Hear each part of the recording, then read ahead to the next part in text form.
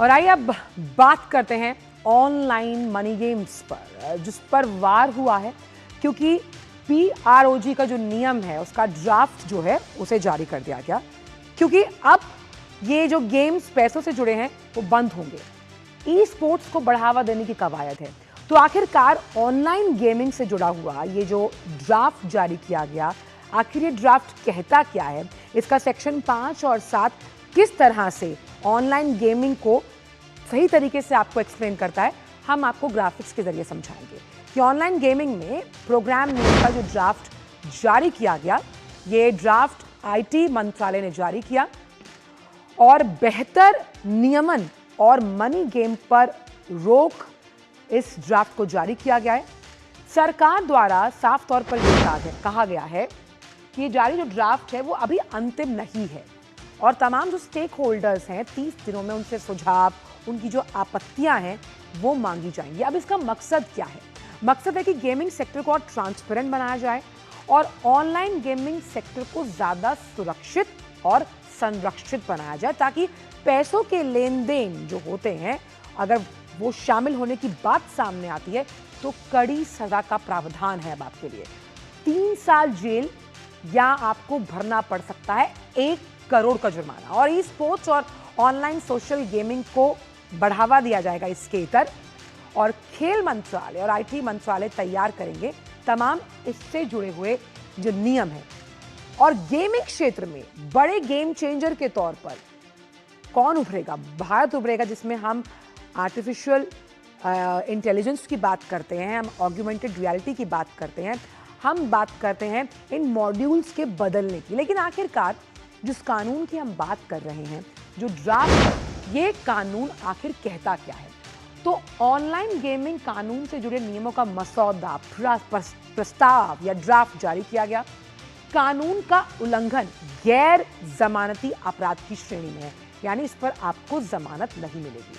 अगर जो कंपनी इसमें इन्वॉल्व है उसका हर कर्मचारी इस नियम को तोड़ने का जिम्मेदार और भागीदार माना जाएगा। धारा 5, धारा 7 के अगर हम अंतर्गत देखें तो ये तमाम जो अपराध हैं जो इस मनी गेमिंग से जुड़े हैं वो गैर जमानती अपराध माने जाएंगे, यानी आपको सीधा जेल होगी, सीधा गिरफ्तारी की जाएगी। तो ये जो धारा 5 है, जो धारा 7 है, आखिरकार ये क्या कहती है वो समझते हैं। तो संस्थाओं को ऑनलाइन मनी गेम्स और ऑनलाइन मनी गेमिंग सेवाओं की पेशकश करने, सहायता देने, उन्हें प्रोत्साहित करने के लिए प्रतिबंधित करती है। अब धारा 7 कहती है कि जो तमाम आपके फाइनेंशियल इंस्टीट्यूशंस हैं, जो आपकी वित्तीय संस्थाएं हैं, अगर किसी अन्य व्यक्ति को ऑनलाइन गेमिंग की जो सर्विसेज हैं, आप वित्तीय लेन देन करते हैं, उसकी सुविधा प्रदान करते हैं तो उसे रोकेगी।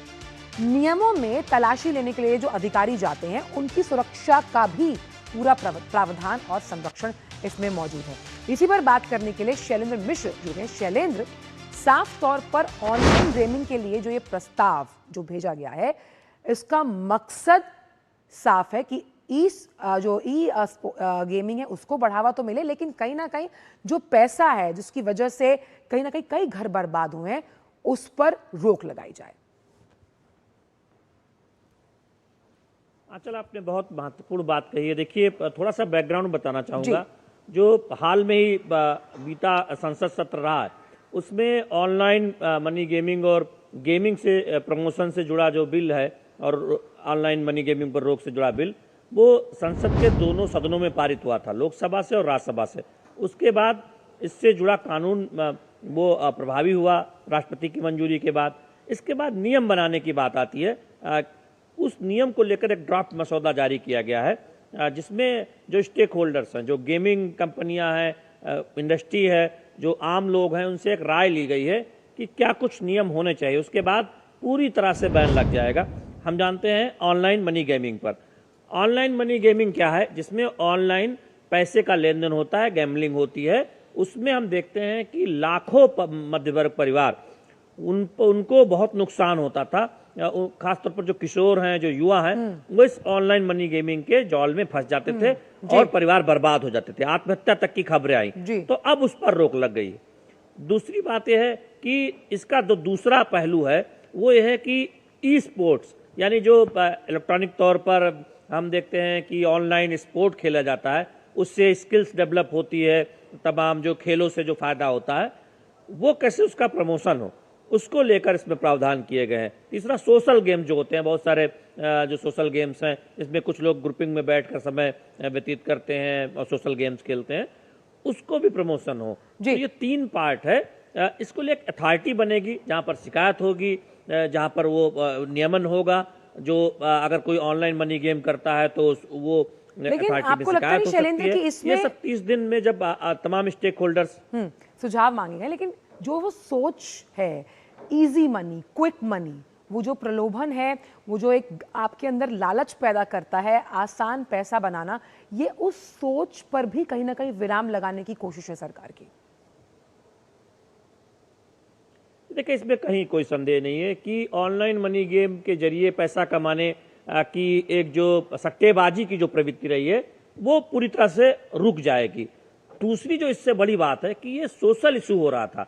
बच्चे गेम खेलते खेलते ऑनलाइन मनी गेम की तरफ चले जाते थे और वहाँ पर वो फिर चोरी करते थे घर में, या उनके पास जो पैसे होते थे वो उसे लगा देते थे, माता पिता से छुप कर वो इस तरह के ऑनलाइन मनी गेम खेलते थे। कई बार देखा कि बहुत पैसा बर्बाद हुआ तो आत्महत्या की खबरें आई, परिवार बर्बाद हुए। तो सरकार ने इस पर एक संज्ञान लेते हुए इतना प्रभावी कानून लागू करने का फैसला किया है जिससे लाखों मध्यवर्ग परिवार को राहत मिलेगी।